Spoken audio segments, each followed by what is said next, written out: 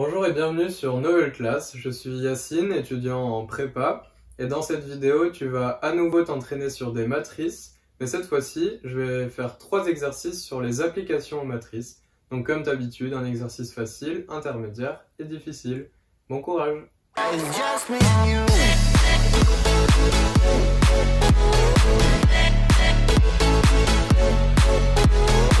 Dans le premier exercice, tu vas devoir traduire les systèmes suivants, donc x plus 2y égale 3, x moins 3y égale 2, et x plus y plus 1 égale 3, 3x moins 6y moins z plus 2 égale 2, 3z plus 4 moins x plus 2y égale 1.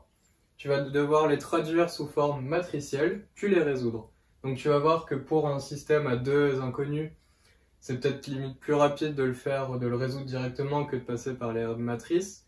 Mais lorsqu'on a 3 inconnus, ça devient là beaucoup plus intéressant, de même pour 4, 5. Quand on a beaucoup d'inconnus, les matrices c'est quand même plus rapide. À toi de jouer.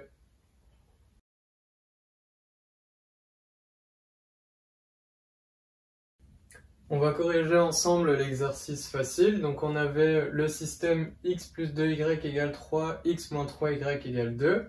On devait traduire ça sous forme de système, puis le résoudre, donc c'est ce qu'on va faire. Premièrement, on va poser une matrice A qui a comme coefficients les coefficients devant x et y. Donc ça sera une matrice carrée d'ordre 2, puisque ici il y a 2 inconnus. Donc on a A qui est égal à 1, 2, 1, moins 3. On retrouve bien les coefficients ici devant x et y. On pose ensuite la matrice X qui sera ici notre matrice inconnue, donc XY, une matrice colonne. Et enfin on pose B qui est égal à 3, 2, donc on retrouve les égalités. Et donc on peut dire que le système X plus 2Y égale 3, X moins 3Y égale 2, ça équivaut à AX égale B.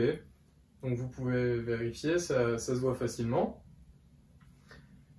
Donc de là, on va essayer d'isoler notre matrice inconnue qui est x. On a ax égale b, ça équivaut à x qui est égal à la matrice inverse de a fois b. Donc on va chercher si la matrice inverse de a existe, et ensuite on va la calculer.